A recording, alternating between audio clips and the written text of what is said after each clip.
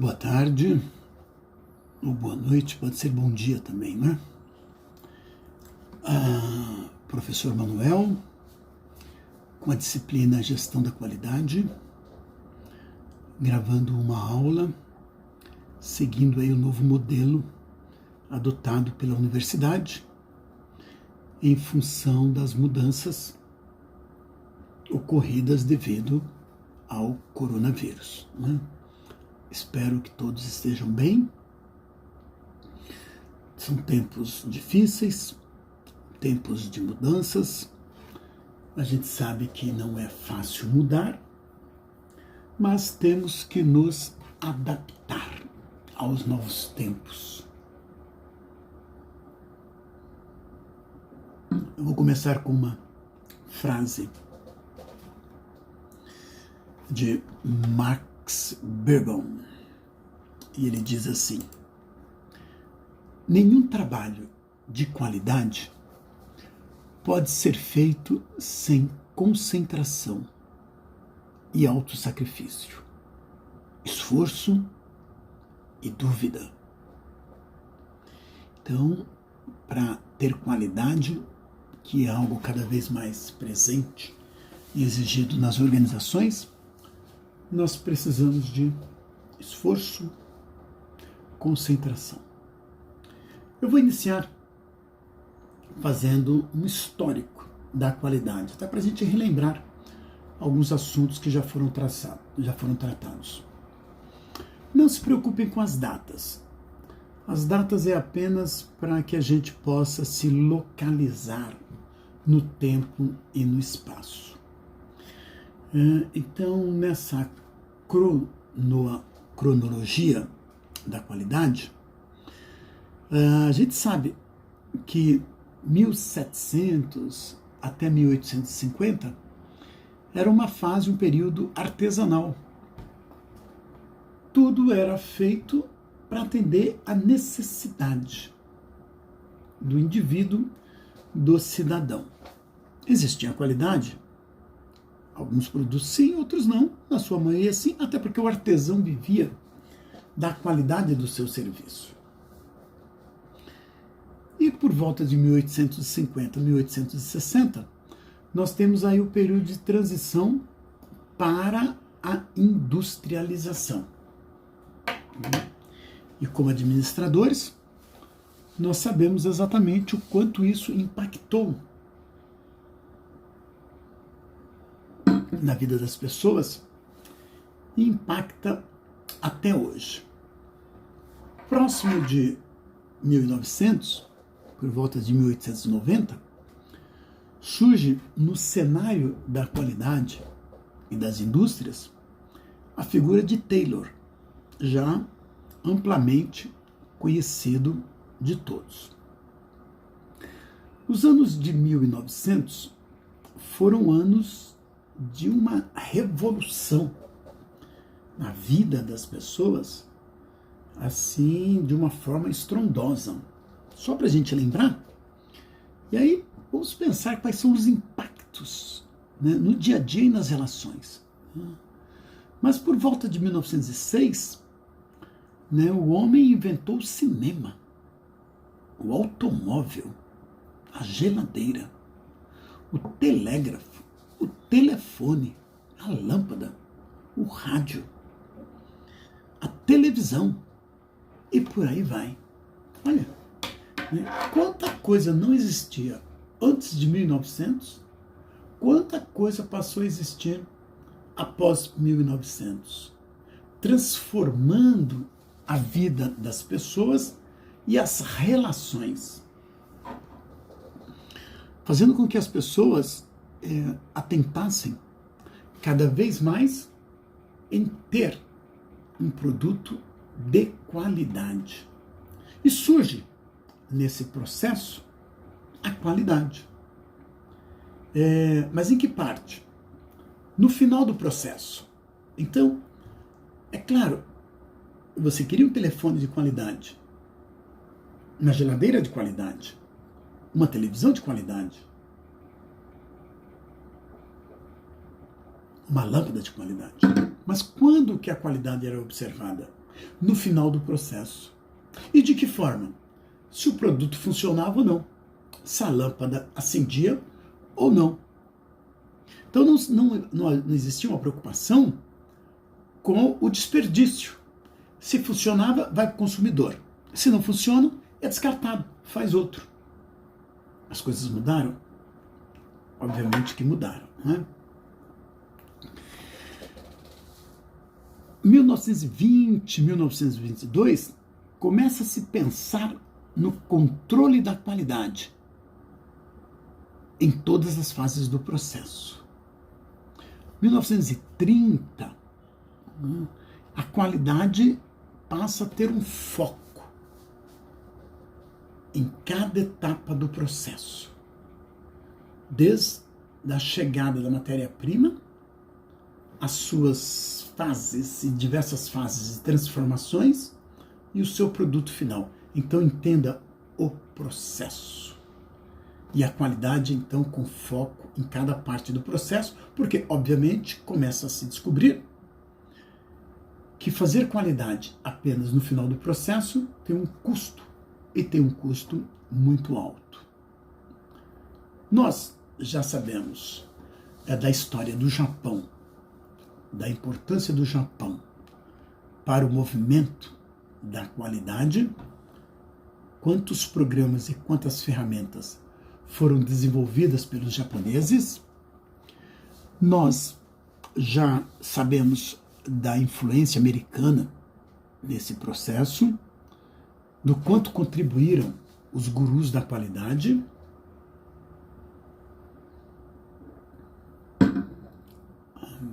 Data dessa época, 1943, 1945, o diagrama de Ishikawa, uma das ferramentas da qualidade que a gente conhece, popularmente conhecida como espinha de peixe. Então, diz a lenda que o Ishikawa estava viajando de avião, pensando nos problemas da indústria e como resolvê-los. E aí, comendo ali o seu peixe, ele pensa na cabeça do peixe como o problema. E nas espinhas do peixe, como partes da solução. O problema pode ser material, uma espinha do peixe. O problema pode ser matéria-prima. O problema pode ser treinamento. E aí, subdividindo-se, estudando-se a causa, a origem do problema que está ali na cabeça do peixe, o Ishikawa trouxe isso para a indústria como uma ferramenta para solucionar os mais diversos problemas. Funciona até hoje. É uma ferramenta que nós vamos estudar detalhadamente em sala de aula. Por volta de 1946, surge nos Estados Unidos a Sociedade Americana para a Qualidade. Os Estados Unidos nunca tiveram muitas preocupações com recursos naturais, ao contrário do Japão, mas, conforme já falado, isso tem um custo, e tem um custo muito alto. E aí os japoneses, então, criam a Sociedade Americana para a Qualidade. Quase que ao mesmo tempo surge a Organização Internacional de Normalização, conhecida pela sigla ISO, I-S-O. A ISO surge como uma organização para padronizar, normalizar. Você já vive um processo de globalização, de exportação de produtos. Eu, por exemplo, estou aqui com uma caneta Bic, eu já utilizei isso como exemplo. Em qualquer parte do planeta que você comprar essa caneta Bic, ela tem esse padrão. Tem esse furinho aqui, a tampa é azul, ela tem essa tampinha aqui, ela tem esse tamanho, as características que a gente conhece. Quando você cria uma norma ISO, você não cria qualidade. Isso é importante entender. Mas você cria um padrão de fabricação, que pode até garantir qualidade. Não necessariamente. Na maioria das vezes, sim.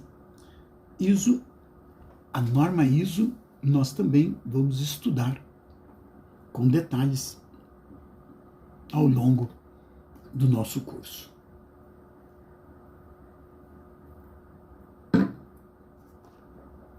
Em 1950, o Japão cria a Associação Japonesa de Cientistas e Engenheiros. Resultado dessa associação, Programa 5S, Programa de Controle da Qualidade, Just in Time, Adequação ao Padrão e outras ferramentas que os japoneses passam a utilizar de uma forma maciça, com muita disciplina, fazendo parte da cultura do Japão. Hoje nós não temos dúvida que os produtos japoneses são produtos de qualidade. Mas não foi assim. É um processo. Quando o Japão começou a implementar os programas de qualidade, a coisa começou a alavancar e a melhorar e a ganhar o mundo. Paralelo com tudo isso, como uma forma de incentivar as empresas e os países a produzirem qualidade, surge no Japão o prêmio Deming de qualidade. E por que prêmio Deming americano de qualidade no Japão? Vocês já ouviram falar que os japoneses valorizam muito alguns jogadores brasileiros, né? Tratam seus ídolos, né? Ganham estátuas, ganham monumentos. Zico, até hoje, é muito respeitado no Japão. O Deming deu uma contribuição significativa para a indústria japonesa. E uma forma de valorizar e de reconhecer o Deming foi criar o prêmio Deming de qualidade que existe até hoje. Então, semelhante ao nosso Prêmio Nacional da Qualidade, administrado aqui no Brasil pela FNQ, Fundação Nacional da Qualidade, lá no Japão existe o prêmio Deming de qualidade, que é uma forma de valorizar, de incentivar as empresas a buscar qualidade constantemente. Nós sabemos que qualidade é um horizonte, como se fosse um arco-íris. Você não chega no fim, porque o mundo muda, as coisas mudam, o cliente muda. Então, quanto mais atendemos o cliente, que tem o seu padrão de qualidade, e nós já falamos sobre isso e vamos ver isso melhor em outro momento, né? Mas quanto mais nós nos aproximarmos, melhor para a empresa. Agora, o grande barato é que os clientes mudam, as necessidades mudam, a qualidade tem que mudar. Por isso que as empresas nunca atingem 100%, mas busca se aproximar.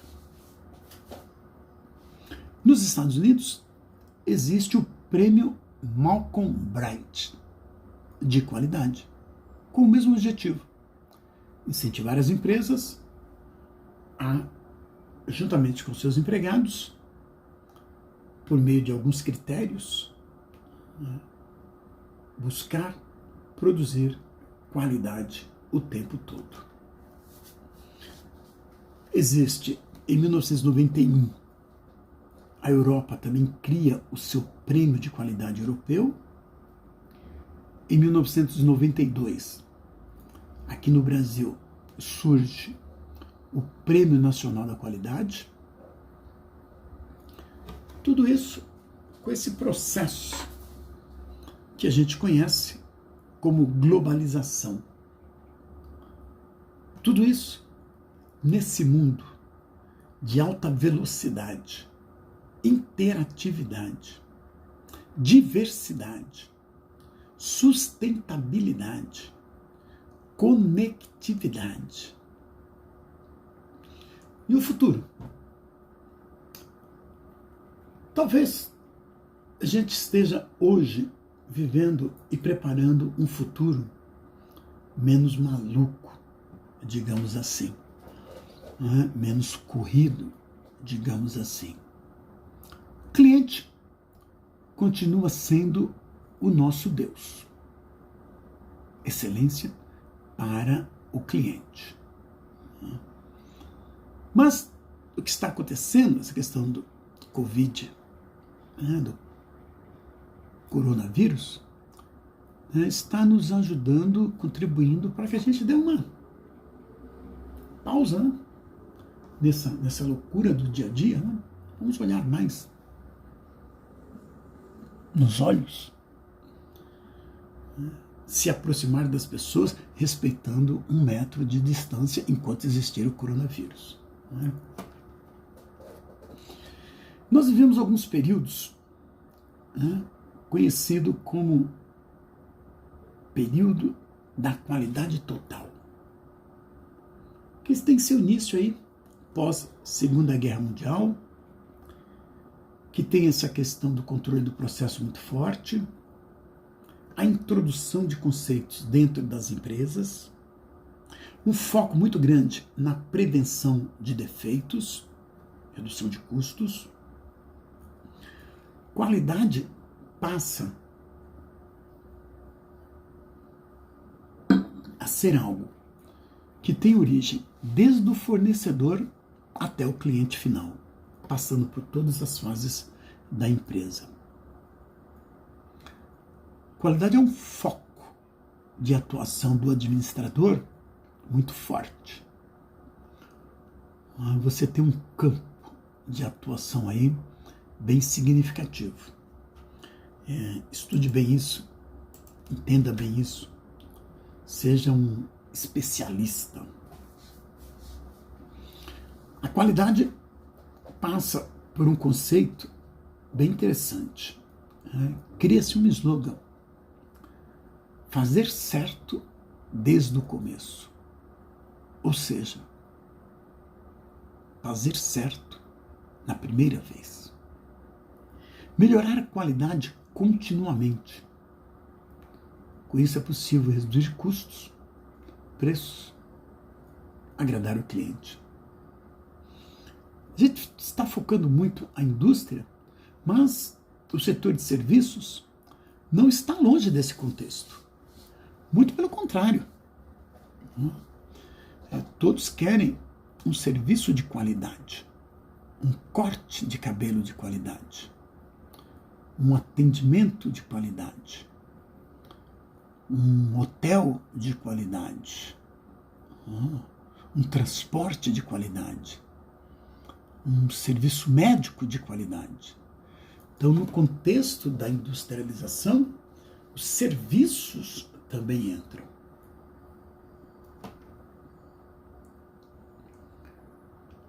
A gente passa por um período na qual a qualidade chega até as pessoas e de uma forma muito forte,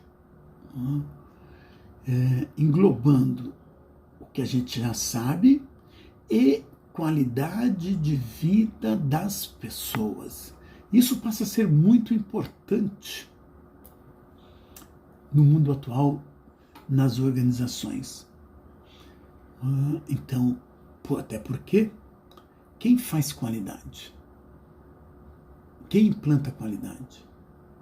quem administra as ferramentas da qualidade? São as pessoas. Isso tem que ser valorizado, não é? Voltando um pouco no tempo, se nós pensarmos, voltando muito no tempo, né? Existem dados históricos que comprovam que em 1772 antes de Cristo foi criado o Código Hammurabi. O Código Hammurabi, ele trazia assim sérias medidas de punição, por exemplo, para quem não construísse uma casa com qualidade. Então, os governantes da época estavam preocupados com isso. O cara ia lá construir uma casa, a casa caía. Vai ser punido por causa disso. Então, o código trazia uma série de normas para disciplinar essa questão da construção de casas com qualidade, por exemplo. Vou repetir. 1772 a.C. Vamos voltar aqui para o nosso período. Nós temos um período que a gente conhece como pré-industrial. A vida da humanidade era baseada no trabalho braçal, na tradição. A força de trabalho era comprometida com a agricultura, a pecuária, a mineração, a pesca, o artesanato, e a qualidade era percebida e conferida pelo cliente, por meio da observação. Observava diretamente o resultado do trabalho do artesão. Saímos do período sociedade pré-industrial e fomos para a sociedade industrial. A atividade predominante nessa época é a produção de mercadorias. Agora, as fábricas tomaram conta, passaram a produzir. E o artesão entrou para a história. Ainda hoje você tem alguns, mas você compra muito pouco peças artesanais. Você compra demais e em excesso peças industriais. Na sociedade industrial, a energia, as máquinas, multiplicam a produção por hora trabalhada.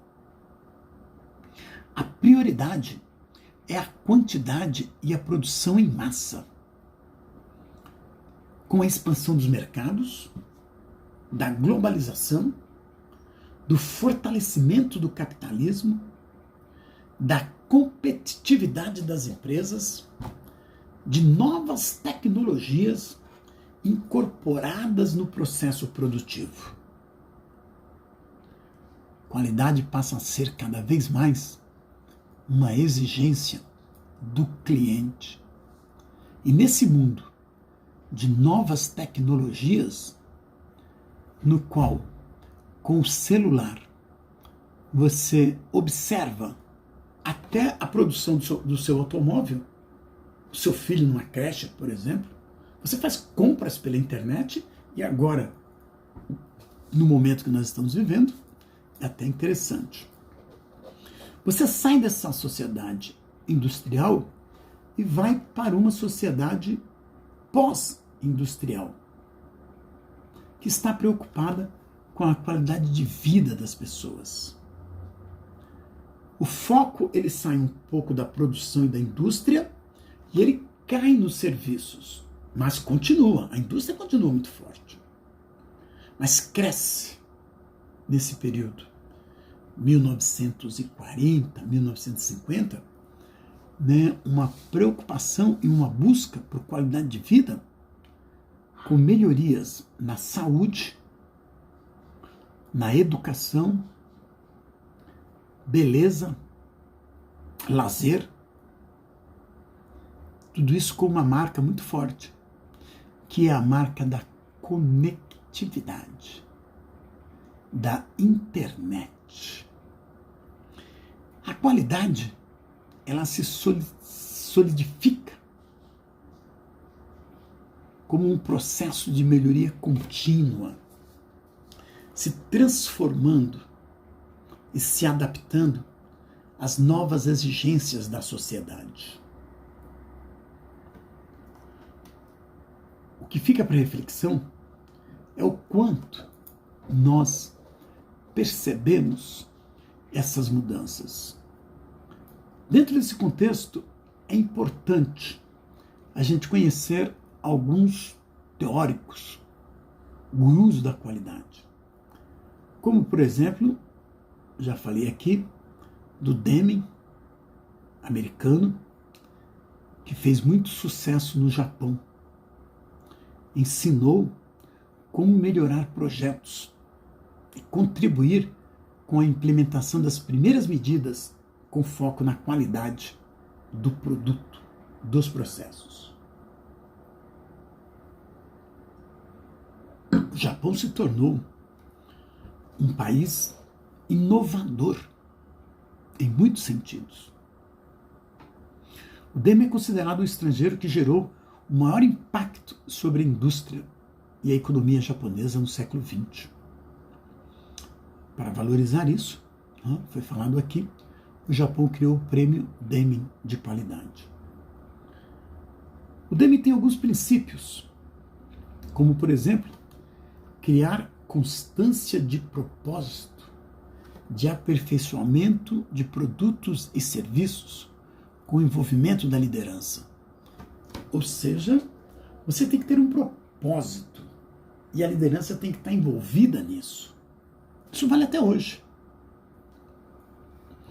O Deming fala de adotar uma nova cultura. Fazendo uma pausa pequena, esse momento que nós estamos vivendo, ele vai nos levar a essa reflexão também. Criar uma nova cultura. Nós estamos observando aqui um fomento muito grande do home office. Quem sabe o lado positivo de tudo que está acontecendo será o fato das pessoas trabalharem em casa, por exemplo, evitando o estresse do trânsito. Porque em tudo nós temos aprendizado. O Deming fala de acabar com a inspeção. Treinar as pessoas para fazer certo e fazer certo da primeira vez. Fornecer treinamento no local de trabalho continuamente. Adotar e ter uma liderança objetiva, com foco em resultados. Porque tudo que a gente faz na organização, ela tem que ter como foco o quê? O resultado do nosso trabalho. E tem que ser um resultado positivo. O Deming fala de eliminar o medo. As pessoas não podem trabalhar com medo. E essa é uma responsabilidade muito grande do gestor. Gestores, prestem atenção nisso. Um ambiente sem medo é um ambiente no qual as pessoas são mais felizes. E sendo mais felizes, produzem mais. Aumenta a produtividade e aumenta a qualidade.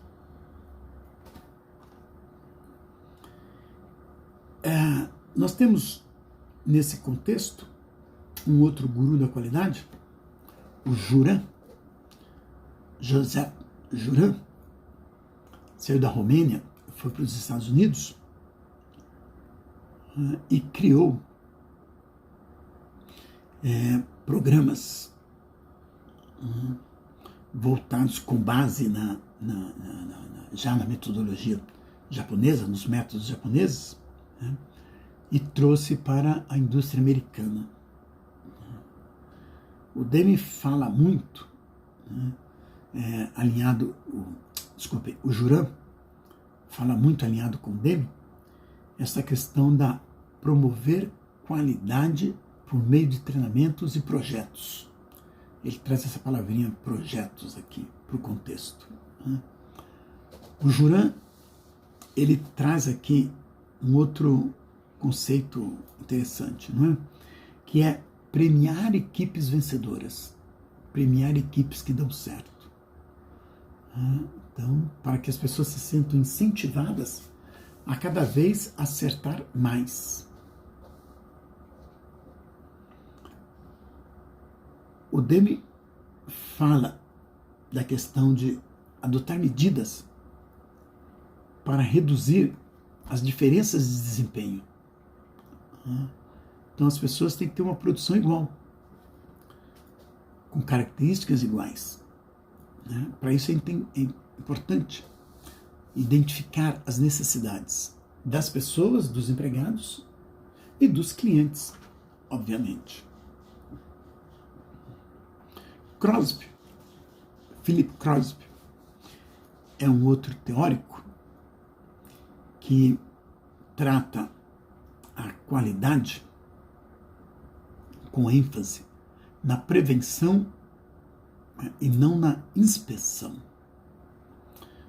O Crosby, ele fala que o objetivo da empresa é proporcionar soluções às necessidades dos clientes, fornecedores, funcionários e acionistas. Foco em solução. Ele diz que é importante deixar claro para todo mundo o compromisso com a qualidade, que está relacionado com a disciplina, com a forma como as pessoas têm foco em resultados.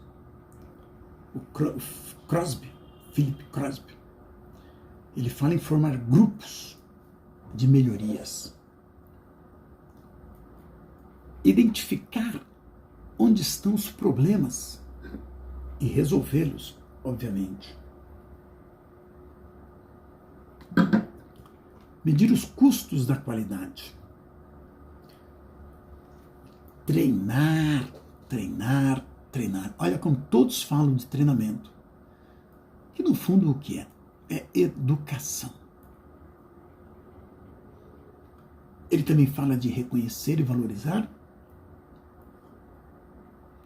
e repetir o que dá certo, mas sempre com foco na melhoria contínua. Nesse contexto, não devemos esquecer a contribuição da Toyota, uma das maiores empresas do planeta, principalmente no segmento automobilístico. Toyoda, um engenheiro que deu origem à Toyota, e a Toyota só tem esse nome porque Toyoda não era um nome muito comercial. Aí mudou para Toyota, e aí o pessoal entre Toyota e Toyoda, vamos ficar com Toyota, que é o nome mais comercial. Uma das filosofias criada por Toyota é basear as decisões administrativas em uma filosofia de longo prazo. Muitas vezes nós queremos resultados rápidos. Nem sempre a qualidade vem na velocidade que a gente busca. Então o Toyota deixa isso muito claro. Buscar e fazer qualidade, implica em obedecer a um tempo determinado. Toyota fala de nivelar a carga de trabalho. Então as pessoas devem trabalhar com a sua capacidade e o seu limite ali. Uns produzem um pouco mais, outros produzem um pouco menos, é a característica da pessoa. Mas um não pode produzir muito, diferentemente de outros que produzem menos. Então tem que se buscar aí o equilíbrio. Na Toyota, desenvolver líderes que compreendam completamente o trabalho, que vivam a filosofia da qualidade e que ensinem outras pessoas. A Toyota criou um modelo de qualidade Toyota, em função dessa filosofia disseminada para os seus empregados.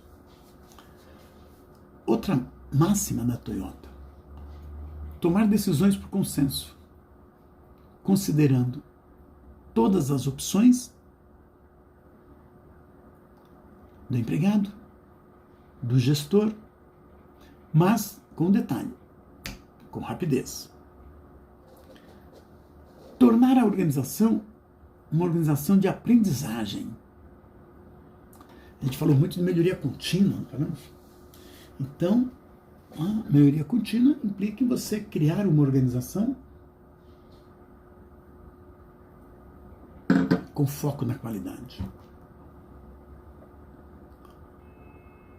Feigenbaum Armand Feigenbaum, já datado aí de 1950, também é um grande pensador teórico da qualidade, tem os seus princípios. Então, Feigenbaum fala de identificar forças e fraquezas, tratar essas forças e fraquezas. Ele fala de estabelecer objetivos estratégicos da qualidade, de criar comitês de gestão da qualidade. O foco do Feigenbaum é totalmente voltado para a qualidade. Criar equipes, buscar comprometimento dos empregados, criar política e cultura de feedback, não como uma forma de ofender, mas como uma forma de capacitar, de desenvolver. É necessário que as pessoas tenham um retorno, tenham um feedback de como elas estão produzindo. Feigenbaum fala muito de planejar e modificar os processos, sempre com base em dados e fatos. Ele fala de se criar uma cultura da qualidade. Falcone, brasileiro, Vicente Falcone, também tem a sua contribuição. Falcone fala muito de visão sistêmica, pensar a organização como sistema. Falcone fala de definir missão e visão com foco na qualidade. Fala de planejamento estratégico, que a cultura da qualidade vem em primeiro lugar, que deve-se prevenir defeitos, pensar em longo prazo. E olha que interessante, né? Ele diz que quem determina a qualidade é o cliente. Ele fala em respeitar os empregados, obter o comprometimento, estou ajeitando aqui a minha cadeira, da alta direção.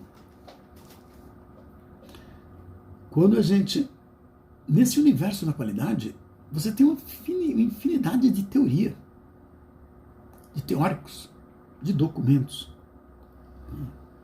Quando você pega a ISO 9000, a ISO, ela diz o seguinte, olha, foco no cliente. Ela já começa estabelecendo foco no cliente, dizendo que o líder precisa envolver seus liderados para que os propósitos e objetivos da organização possam ser alcançados. A ISO fala de envolver as pessoas, abordar processos. Também fala, obviamente, de melhoria contínua, da importância de benefícios mútuos para o fornecedor, para o cliente, os empregados, stakeholders, sociedade, governo. Quando se trabalha com qualidade, todos ganham.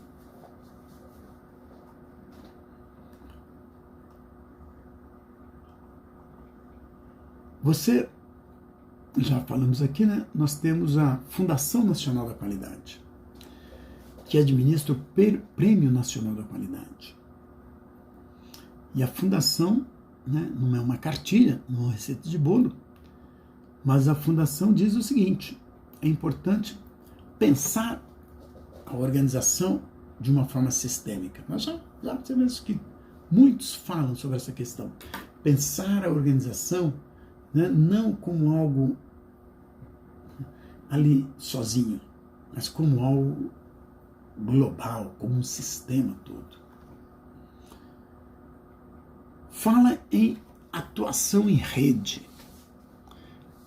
Essa rede que ela fala aqui, né, é uma rede como sinônimo de cooperativas, de fornecedores. Então ela fala que você não faz qualidade sozinho. Então, nesse contexto sistêmico, você tem uma rede de fornecedores, uma rede de clientes, uma rede de sindicatos, uma rede de pessoas, e que tem que atuar atendendo todas essas redes. A Fundação fala do aprendizado organizacional, que nada mais é do que a empresa aprender, a organização aprender com a própria organização. A Fundação fala de inovação como um papel fundamental de sobrevivência.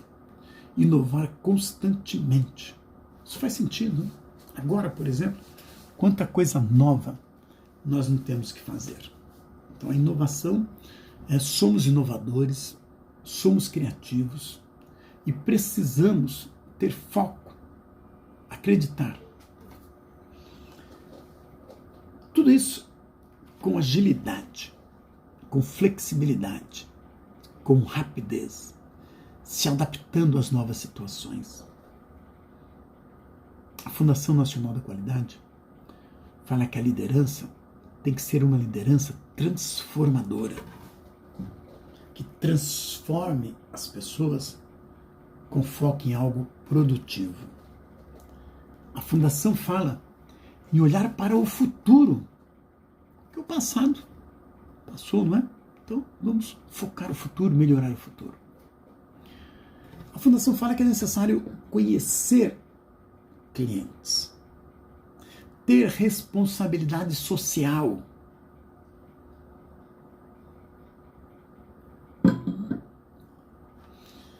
valorizar as pessoas, tomar decisões fundamentadas, baseadas em dados e fatos, focar processos, obter resultados. Não é uma cartilha, mas hoje as grandes empresas que nós conhecemos adotam esses princípios da Fundação Nacional da Qualidade. Muitas participam do prêmio PNQ, que é uma forma de reconhecer